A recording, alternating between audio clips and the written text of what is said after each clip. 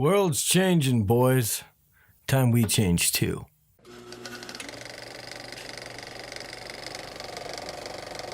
Hey everyone, I'm Chan. And I'm Kyle. And we're Movie Herd. I believe Spider-Man Homecoming is not just the literal homecoming that's in the movie, but Spider-Man coming home to the MCU. And I thought that was a great play on words with the title. And I'm happy that Spider-Man's back at. He's home now.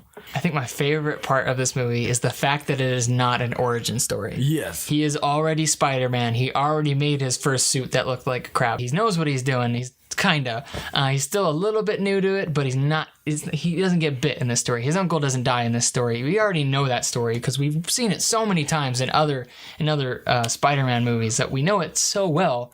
They didn't put it in this one. It was the perfect coming of age story we all relate to, and we've all been in high school. It reminded me of a John Hughes film, like him just growing up and what I mean by that, like Breakfast Club, Pretty in Pink, Ferris Bueller's Day Off. It was almost like this movie was made in the 80s, which was awesome. It's like a love letter to the 80s. By the end of the movie, you're kind of rooting for the villain, for Vulture. They made a character, a villain, that is not only a great villain and just he's so ruthless, yet he's just so relatable and he's so human. I almost felt a little bit like a bad guy at the end of this movie because I was like, you know what, Peter, like, just leave him alone. I thought the casting was great overall, especially with Michael Keaton, with Tom Holland and Robert Downey Jr.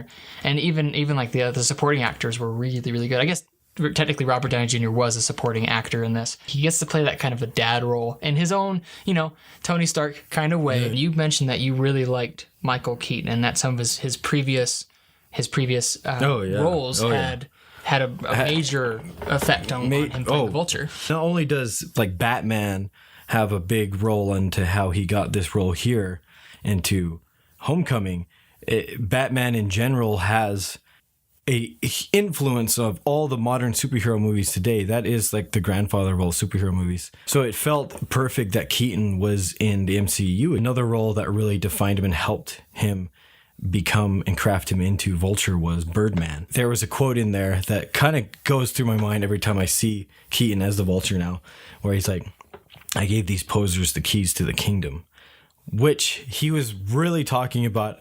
I was the first one. Batman opened the door for all these other superhero movies.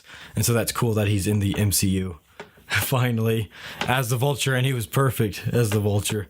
They changed even the personalities of some well-known characters from the comics. What they should have done is they should have created a new character out of it.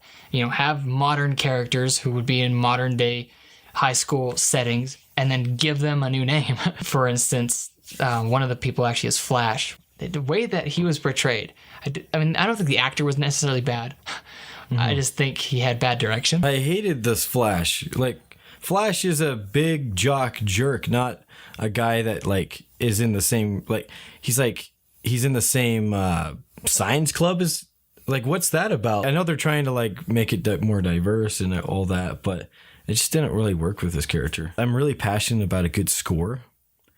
And this, I felt like it didn't deliver. It's so bad that I almost want to take and edit in Danny Elfman's score from Tobey Maguire's Spider-Man and put it in there myself. The MCU in general, they don't have very good scores. So it's not just Spider-Man's fault. It's all the rest of the Marvel films too. It's just like everything else is perfect, it seems like, with Marvel films. But they need to do the score. And they need to do better with the scores. Our question for you today is, what's your favorite Spider-Man costume? Is it the 70s crappy one? Tobey Maguire's. Is it my costume? Andrew Garfield? Or Tom Holland's? My personal favorite is Tobey Maguire's from Spider-Man 1. I'm a tech person. Tom Holland's is my favorite, although my second choice would be Tobey Maguire. Leave your answers in the comments below. And if you like the video, put a like. And see you next time.